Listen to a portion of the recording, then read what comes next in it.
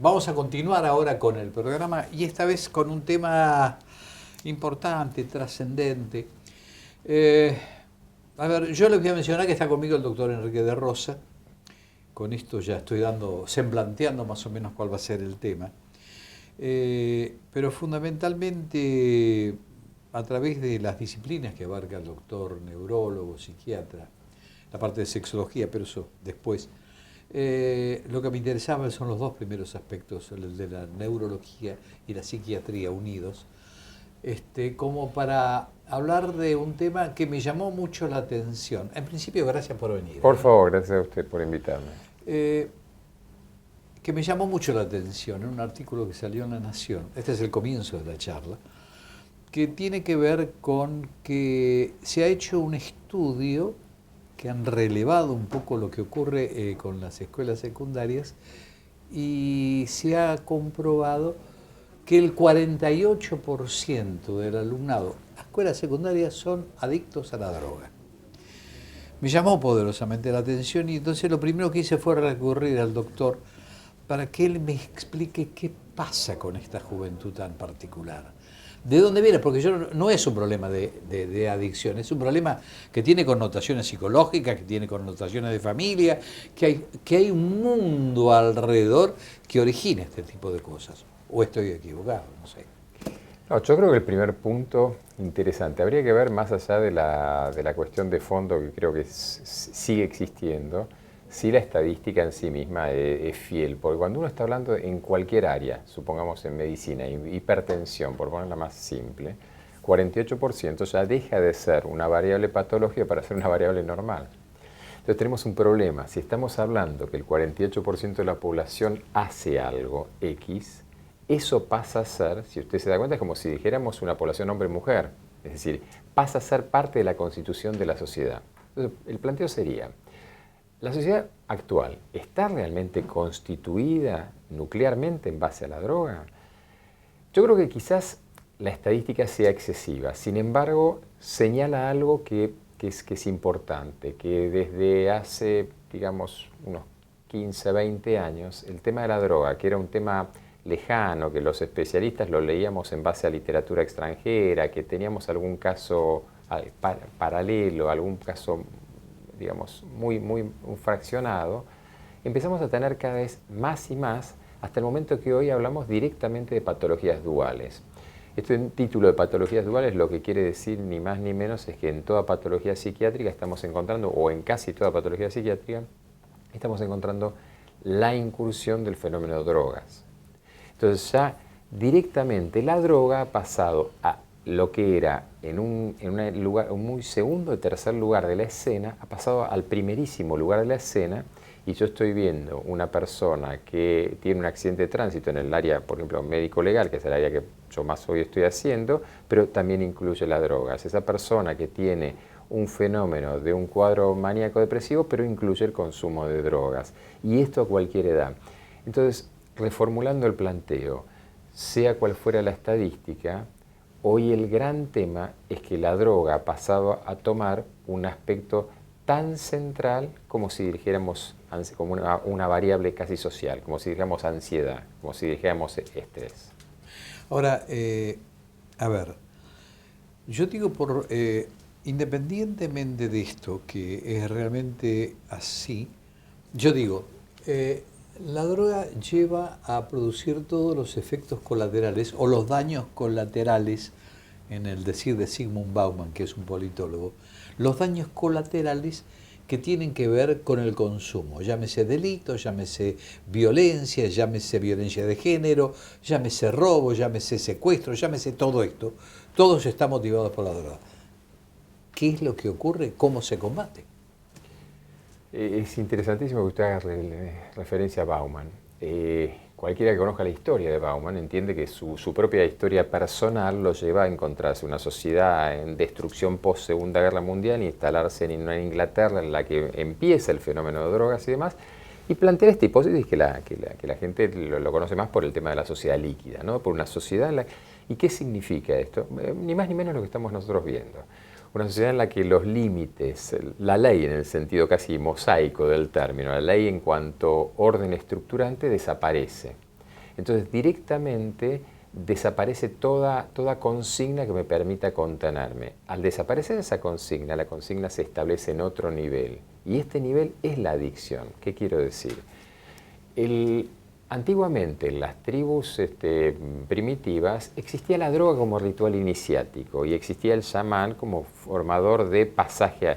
Posteriormente en las religiones nosotros tenemos un sacerdote, un iniciador, lo que fuera, que nos introduce en ese ritual de pasaje. Hoy la sociedad que ha perdido ese aspecto simbólico, es decir, la sociedad que se transformó en líquida, en que no tiene límites, debe establecer por su cuenta y anárquicamente algún tipo de control. Y lo establece cada uno por su cuenta, y ahí es donde entra la droga. Entra la droga, pero también entra la automedicación, la polimedicación, la mala medicación, que hoy en realidad ya no hacemos diferencia entre drogas legales o ilegales. Un problema concreto que tenemos en el área de medicina legal es la gente que comete homicidios o suicidios bajo el uso de antidepresivos.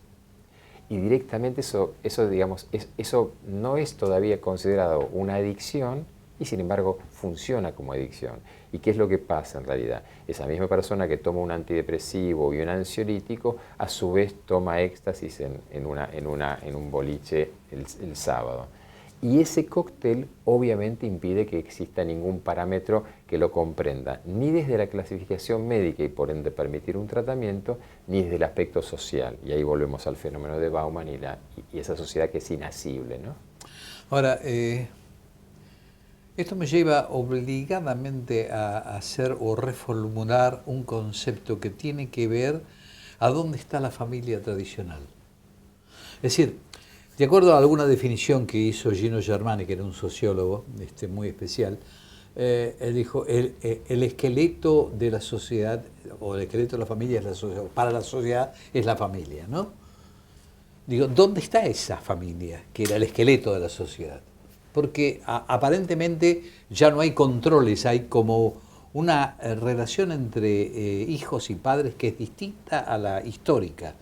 Pareciera que ahora el ser amigo del hijo no es el padre del hijo, sino yo soy amigo, es como que no existe un límite y la diferencia entre unos y otros, o las madres que compiten con sus hijas, es como que se ha tergiversado la esencia.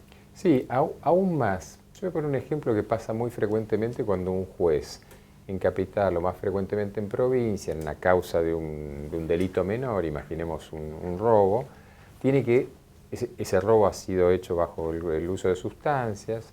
Esas sustancias a su vez siempre, ya lo saben los muchachos que salen a delinquir, que tienen que tomarse un ansiolítico porque eso disminuye en teoría la pena. Entonces, ¿cuál es el problema? Hacemos la pericia. ¿Y cuál es el problema que tiene un juez? ¿Qué hacer con ese chico? Entonces empieza a buscar la familia. Empieza a buscar la familia y no encuentra a nadie. Y aparece de golpe una señora casi forzada a los empujones a decirle, hágase cargo. Y me ha pasado en varias causas que el juez me pida, doctor, ¿y qué hacemos? ¿Dónde lo mandamos? ¿Dónde lo ponemos? Y obligar a una señora y señoras que digan, mire, yo no puedo contenerlo. El padre no está, el otro hijo desapareció. Es decir, lo que me están hablando es que ya no existe la familia, es una familia atomizada en la cual eventualmente existen lazos parciales y esa persona a su vez funciona como periférica de otra familia. ¿Y a qué me refiero? Hoy muy frecuentemente en el conurbano bonaerense usted va a encontrar el fenómeno de madres-hijas. ¿Y esto qué es? Que son chicas que muy tempranamente tienen a sus hijas, son criadas por una abuela en la cual ha desaparecido la figura de padre también, que en realidad sería el abuelo. Entonces se va entendiendo la confusión caótica. Absolutamente. En que justamente la estructura nuclear contenedora, volvemos a la idea de un orden, una ley, en una sociedad que se ha dedicado sistemáticamente a considerar ese orden, esa ley como algo represivo, como algo malo, como algo que debía ser combatido, finalmente tuvo éxito. Es decir, ¿qué encontramos? Que en ese medio, señoras, mujeres que no pueden contener a hijos, que han entrado en el delito, que han entrado en perderse, aunque no sea el delito expreso, que han entrado en la droga y demás, y no hay ni estructuras oficiales, ni estructuras asistenciales, pero tampoco estructuras familiares que puedan contener. Pero que no hay límites. Yo siempre me acuerdo de Jaime Barilco, Claro. en Los límites de los hijos, ¿no? Y él refiere siempre un ejemplo que pone, cuando vamos en una ruta bien de noche, sin ningún tipo de marcación en la ruta, noche cerrada, sin luna, absolutamente oscura, pero sin marcación, las luces del auto de algún modo le están dando una inseguridad al que maneja, no sabe para dónde ir, o más o menos no está tranquilo, no está seguro. Marcando la ruta como corresponde, con los límites adecuados, uno va encaminado como corresponde en el camino. Dice, esos son los límites. No es que uno imponga las cosas, pero uno tiene que establecer pautas claras como para establecer esos límites. Son los límites de la vida, los límites para los hijos. Los límites que de algún modo, de acuerdo a lo que estamos conversando, se han pasado por alto. No hay límites. No, y de hecho, volviendo a esta cuestión de lo legal, cuando uno trata con estos detenidos, ellos en algún momento expresan, no lo que pasa en términos muy brutales, pero me faltó mi viejo, me faltó alguien, básicamente lo que están diciendo es me faltó alguien que frenara esto. Lo están pidiendo y se dan cuenta que en algún momento alguien debió haberles dicho no. ¿Por qué? Porque la construcción discursiva del sí parte del no. Es decir, yo necesito para discursivamente decir, le agradezco haber venido acá, saber que digo no a otra cosa. Es decir, es inevitable el 0 y el 1. Nuestro cerebro funciona de manera binaria y necesita de alguna manera saber que existe un no, existe un límite. Ahora, cuando yo vivo el límite, el no, como algo necesariamente negativo, y evidentemente caigo en un infierno mucho peor, que es el del vacío absoluto del sí, pero que no me da ninguna continencia. Ahora, nosotros hemos abarcado absolutamente ya desde el comienzo todo este aspecto, pero me falta completar un poco el esquema. Es decir, porque cuando hablo de la droga, cuando hablo de estos desvíos, cuando hablo de esta falta de límites, no quiero sectorizarlo en un segmento de la sociedad bajo, porque se da en todos los niveles. Absolutamente. Y eso es lo que me preocupa. Sí, absolutamente, porque el fenómeno, y ese es el cambio, el fenómeno que empezó siendo en la sociedad en un nivel bajo, hoy se reproduce exactamente igual en cualquier nivel. Es decir, ese es el gran indicador que la sociedad se ha estado desmantelando, se ha estado desintegrando. Porque antes, en alguna medida, la sociedad se podía proteger diciendo esto pasa en un lugar, pero no pasa en el otro. Es decir, si mantenemos esto. Pero en realidad hoy es exactamente el mismo modelo de esto, uno lo ve en cualquier nivel social. Por lo tanto, es un tema social, no es un tema de clase social. Es un tema, y acá volvemos con el 48%. Poco importa que fuera 48 o 30. Esto implica que es algo ya ni siquiera endémico, porque endémico sería algo que podría haber pasado, sino constitutivo de la sociedad. Y eso es lo que creo que es tan preocupante, en el cual, por más que hagamos campañas contra la adicción, el problema es hasta que la sociedad está construida desde otro lugar, en el cual esa estructura familiar, esa estructura contenedora, ha desaparecido y hasta pasa en el ambiente educativo. Usted va viendo cada vez que en la educación es más fácil, está más facilitado el proceso de promoción. Y eso, en general, en lugar de producir una mejoría, produce una peoría. La gente se va equilibrando hacia abajo. Este fenómeno de no producir un estímulo en la motivación del individuo, ¿qué termina? Y algo que sabemos en la psicología experimental, necesariamente nuestra estructura mental tiende a equilibrar para abajo. Al no dar esa motivación, al no dar ese acicate, inevitablemente pasa en todos los niveles. ¿Qué pasa entonces con la violencia de género, teniendo en cuenta todo esto que estamos hablando? Y creo que es una de las consecuencias. Yo creo que el grave inconveniente de tratar la violencia de género como una violencia aislada es ese, es no tomarlo como una parte emergente de un todo. Es decir, si cualquiera de nosotros que tiene que cruzar cualquier calle, se va a dar cuenta que la violencia existe en el tránsito, existe de una manera, es decir, la violencia de género es terrible, sin embargo, en este momento están muriendo en la Argentina 32 personas en el día de hoy. Y eso sigue pasando. ¿Y por qué sigue pasando? En parte porque no hay límites, en parte porque no hay conciencia de ese límite, Hablábamos antes del articulado. El artículo 34 del Código Penal dice comprendido y dirigido las acciones. Es casi como si la sociedad hubiese entrado en esto de no comprender la consecuencia de los actos. Entonces, ¿qué pasa? Todas las formas de violencia, ayer hablábamos con una emisora de Corrientes, que se ha generalizado una modalidad de suicidio. Yo les estaba diciendo, cuidado con la difusión de esto, pero ellos no podían evitar seguir difundiendo esta modalidad de suicidio.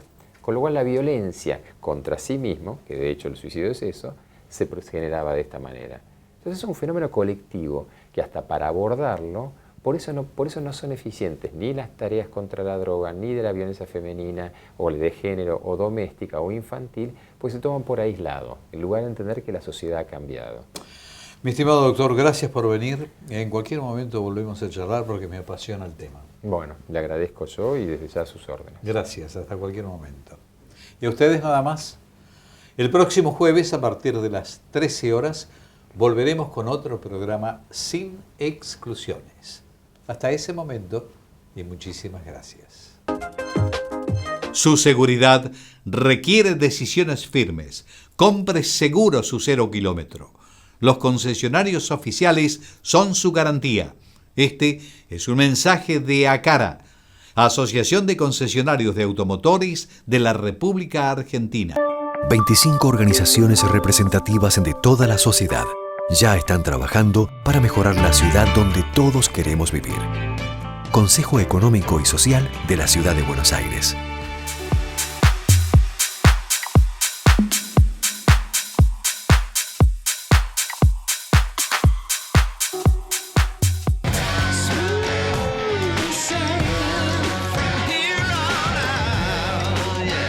DS3, nueva tecnología DS LED Vision.